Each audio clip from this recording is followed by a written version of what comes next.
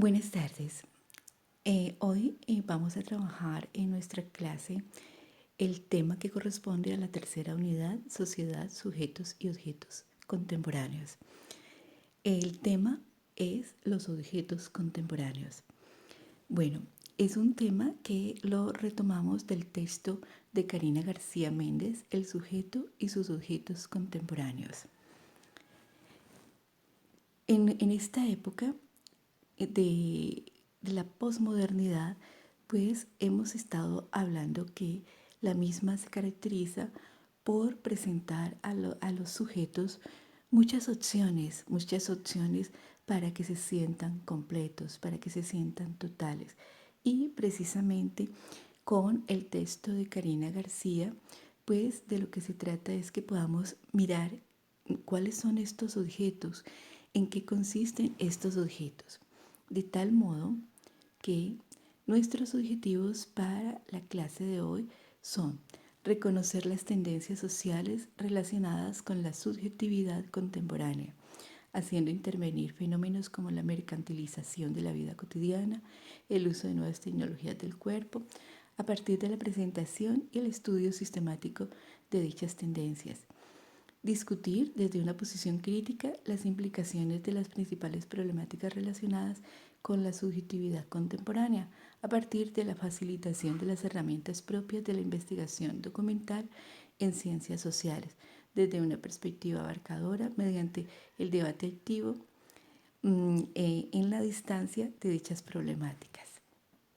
Describir la relación entre la vivencia contemporánea y la subjetividad con las transformaciones propias de nuestra sociedad, mediante la redacción de textos breves y comprensivos en los que se dé cuenta de esta relación a partir de la presentación y el estudio sistemático de dichas transformaciones.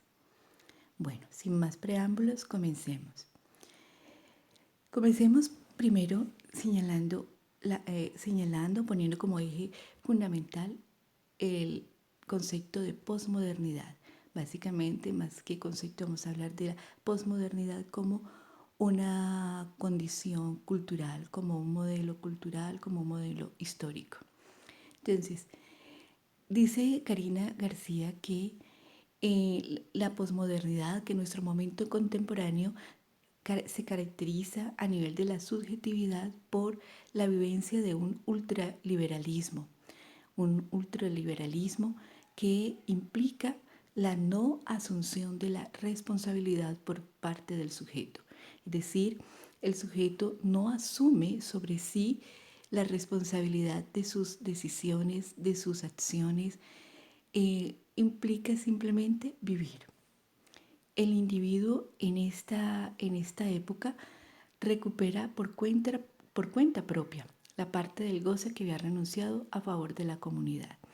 Recordemos que en El malestar en la cultura, Freud nos habla de cómo el sujeto a favor de la cultura pospone sus satisfacciones, pospone digamos, el desarrollar esa satisfacción, el darle satisfacción a la pulsión. Entonces, él, a cambio, lo que hace el sujeto es desarrollar una serie de, digamos, de estrategias, de métodos. Entre ellas, por ejemplo, decía, o nos dice Freud en El malestar, está el arte. El arte le permite no dar una satisfacción total a la pulsión, sino darle una nueva, digamos, un nuevo resultado, dirigirla hacia una nueva meta, en donde le está dando satisfacción, pero no es la satisfacción total, plena.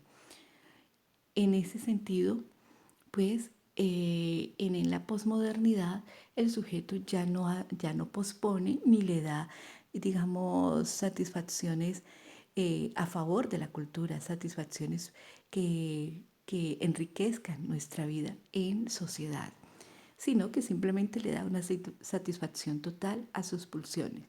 Es decir, más allá de las pulsiones, le da una satisfacción total al goce, o intenta darle una satisfacción total al goce. nos habla de el objeto. El objeto, Karina García, en este texto nos plantea el objeto desde dos posiciones o desde dos discursos. Uno, el psicoanálisis, y el otro, el discurso del amo, que en este caso el amo sería el objeto.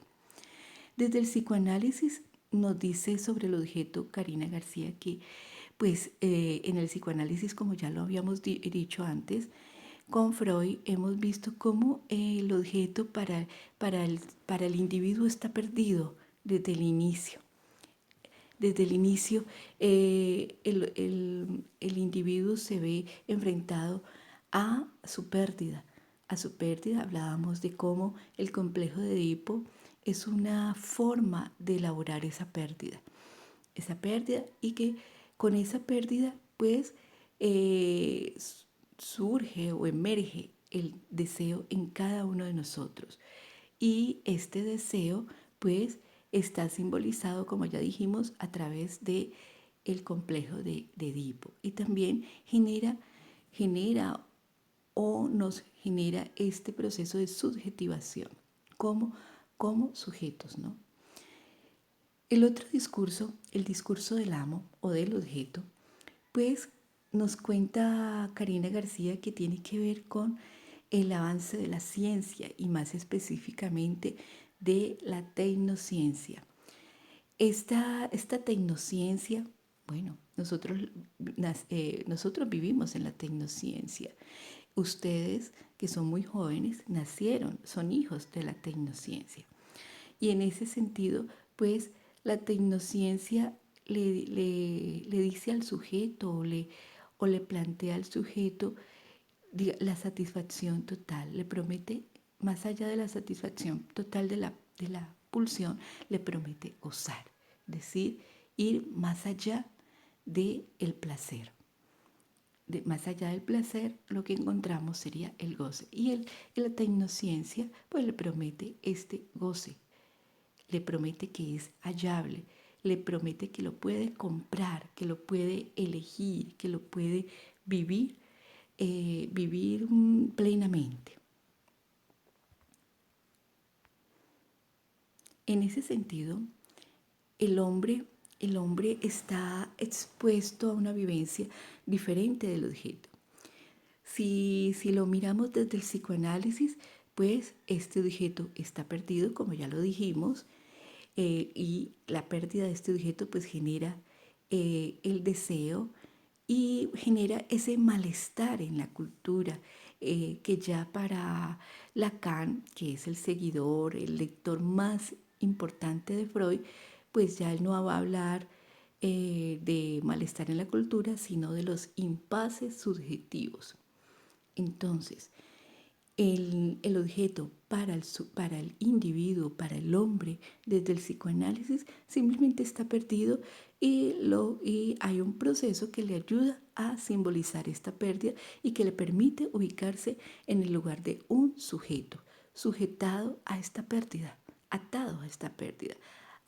Digamos, el sujeto acepta de una manera, digamos, muy llamativa, acepta esta pérdida. Mientras que hoy, en la posmodernidad, el hombre respecto al objeto, pues con el avance de la ciencia, con la tecnociencia que le promete el goce, pues el sujeto se vive igual a todos los demás.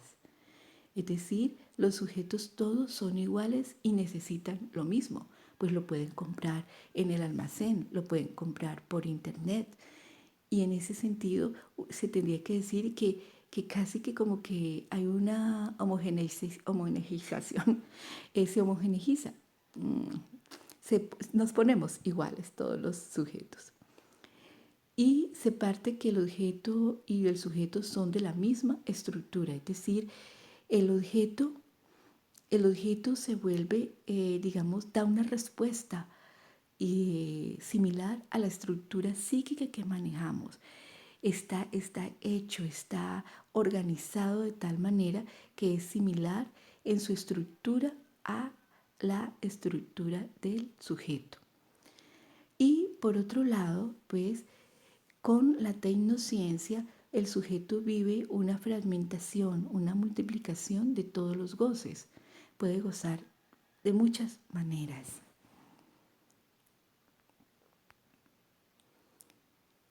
Entonces, el hombre antes de la ciencia vive en medio del paradigma interrogación-respuesta.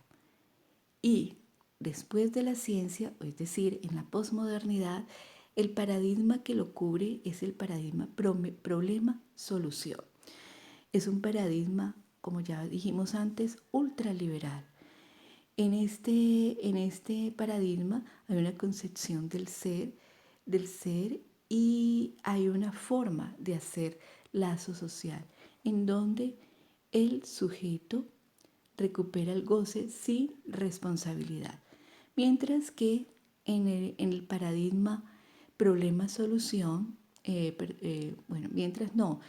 cuanto al paradigma problema-solución, el objeto de la tecnociencia y ofrece un absolutismo simbólico, ofrece un registro imaginario de estos goces, un contacto directo con lo real y una exacerbación de la mirada.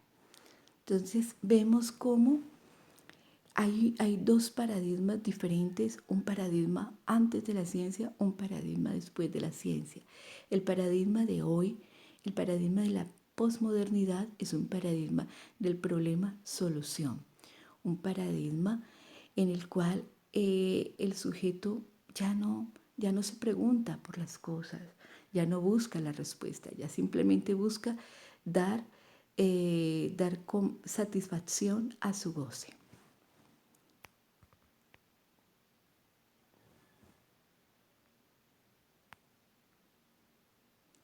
Tenemos que en esta época a nivel del ser hay unas modalidades sintomáticas, unas modalidades sintomáticas que Karina García nos plantea de una manera clara, sencilla.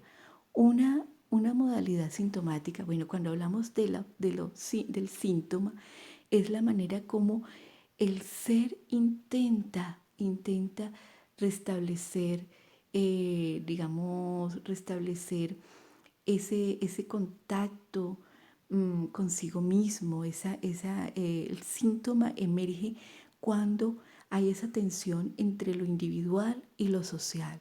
El síntoma es esa salida de lo real en el sujeto. Es decir, cuando la compra de las cosas, cuando el consumismo de muchas cosas, de muchas situaciones ya no funciona, aparece el síntoma.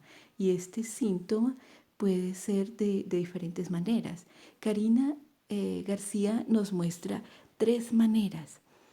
Una es cuando el sujeto se necesita para lograr cierto nivel de equilibrio, necesita recurrir a los discursos religiosos o recurrir a las formas o estrategias religiosas y forma parte de estas asambleas, de estos grupos religiosos que en nuestra posmodernidad funcionan bastante en cada uno de las ciudades. Y en nuestra ciudad, por ejemplo, encontramos asambleas religiosas, grupos religiosos en cada uno de nuestros barrios. Entonces, hay una restauración del otro a través de la religión. También otra solución, otra modalidad sintomática es el registro imaginativo, es decir, aparecen los grupos antisociales como las pandillas, por ejemplo, en donde el líder le da una razón, le da un motivo al sujeto. El sujeto se incluye en estos grupos para darle sentido, para darle significado a su vida. Pero también hay otras formas a nivel del imaginario. Está esa vivencia del ser a través del cuerpo, en donde la anorexia aparece como una solución sintomática para el sujeto. Y aparece también como otra solución sintomática el contacto con lo real.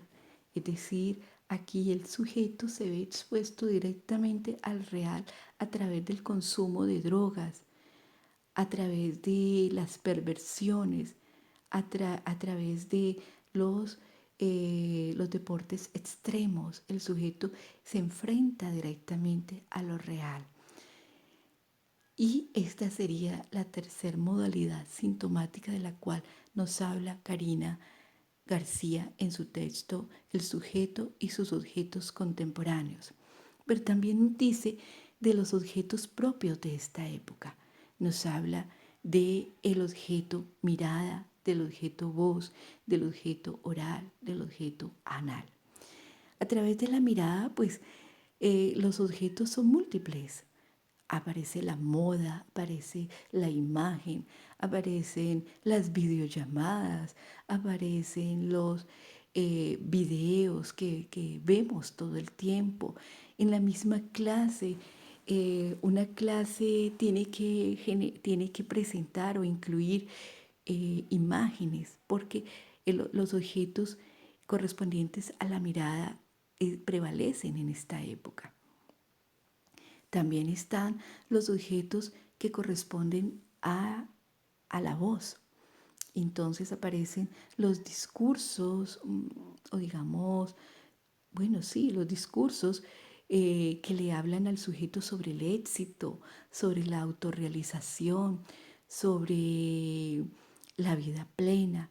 Y entonces escuchamos audios, escuchamos con gran atención a estos líderes que se muestran a través de sus discursos. Entonces el objeto voz es uno de los objetos más, digamos, más reconocidos actualmente, de los más frecuentes, de los más comunes en nuestra vida cotidiana. Otro de los objetos que pertenece a lo oral está, por ejemplo, en los países industrializados como Estados Unidos. Hay una problemática terrible y es eh, la, la exageración en el consumo mismo de la comida. En Estados Unidos la gente sufre de obesidad y es porque todo el tiempo están comiendo, están consumiendo cosas, alimentos y sobre todo comida chatarra.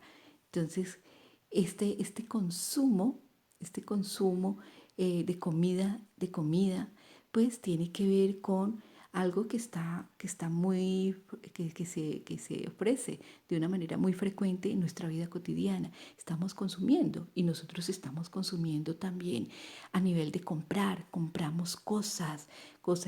Estamos en este momento de cuarentena, pues estamos muy deprimidos porque no podemos ir a los centros comerciales y comprar zapatos, comprar ropa, comprar cosas para la casa. Y esto tiene que ver con un consumo y esto tiene que ver con una fase de nuestra existencia que es la fase oral. Todo entra, todo ingresa a nosotros.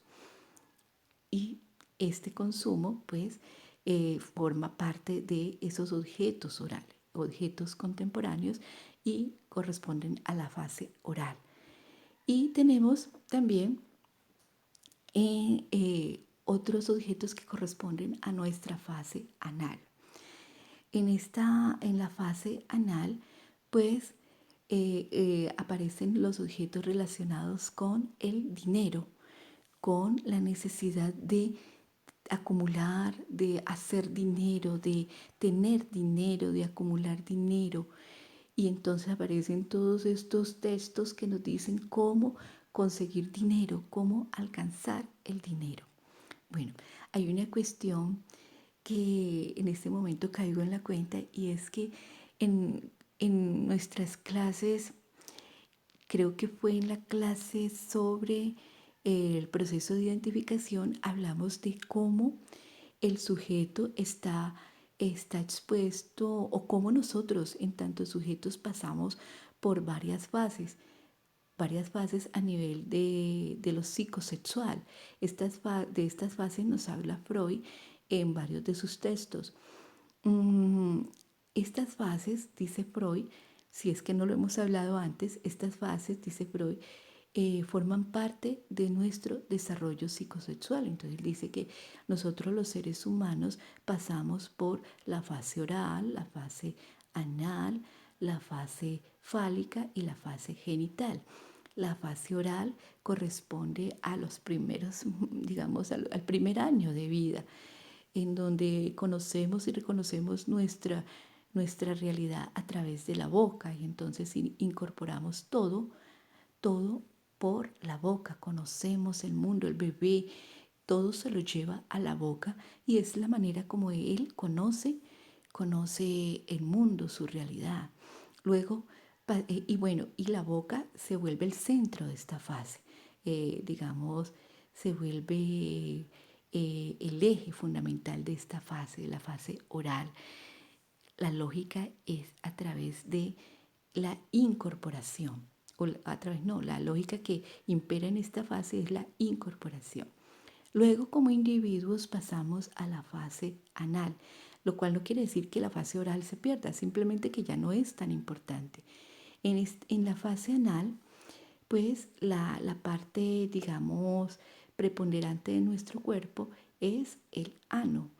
Y para el bebé, decíamos, creo que decíamos en algún momento, para el bebé, pues es importante sus heces fecales y estas se convierten en un regalo para la madre, que es el ser que él ama, que él adora, y el regalo que él da, ofrece, son sus heces fecales a la madre.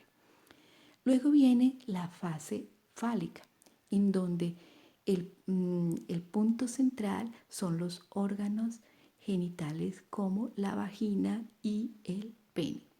Entonces, el niño es la fase en donde el niño y la niña se centran mucho en su vagina, en su pene y lo manipulan bastante.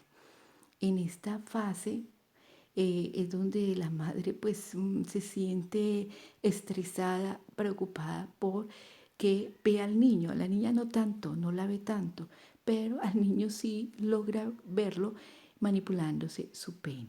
Entonces es el centro para el niño, el centro y para la niña es el centro de su existencia es el pene y la vagina. Se vuelven preponderantes, se vuelven importantes. Estos dos elementos se vuelven, digamos, eh, el objeto imaginario importante para el niño y la niña. Luego pasa el individuo a una fase que es la fase genital, que es donde ya los genitales son una parte más de nuestro ser. Ya los genitales encuentran digamos, una ubicación en la vida del sujeto, una ubicación, entre comillas, normal. Ya no son lo más importante, sino un elemento más en su existencia. Y es donde ya el sujeto tiene ya una actividad sexual, donde ya puede tener una actividad sexual normal, encaminada probablemente a la reproducción o socialmente, digamos, socialmente se espera que se encamine a la reproducción. Entonces, esta parte como que yo no les había hablado, no recuerdo si les había hablado cuando hablamos del proceso de identificación, pero se las explico en este momento para pues complementar este tema de los objetos contemporáneos. Bueno, entonces sin más por hoy, sobre el tema de los objetos contemporáneos, pues paso a otro tema, y es el tema de nuestro proyecto de curso. Hoy les voy a activar la modificación de nuestro trabajo de curso, en donde ya, pues por obvias razones, ya no vamos a hacer el proyecto que habíamos considerado, que mm, eh, nos habíamos puesto de acuerdo para realizar en este semestre, sino que vamos a hacer algo, digamos, algo muy similar, sin perder pues el sentido primario de ese trabajo. Vamos a hacer un proyecto de curso que se ajusta más a nuestra realidad actual. Eh, Espero lo lean y, pues a partir de sus inquietudes, que me las deben de enviar por el correo electrónico, pues estaré contestando el próximo viernes. Entonces, chicos, bueno, el próximo viernes, no sé si es festivo. Bueno, si es festivo, de todos modos yo subo un videito en donde contesto las inquietudes que hayan sobre el proyecto de curso. Bueno, ahora sí, sin más preámbulos, me despido. Hasta el próximo video.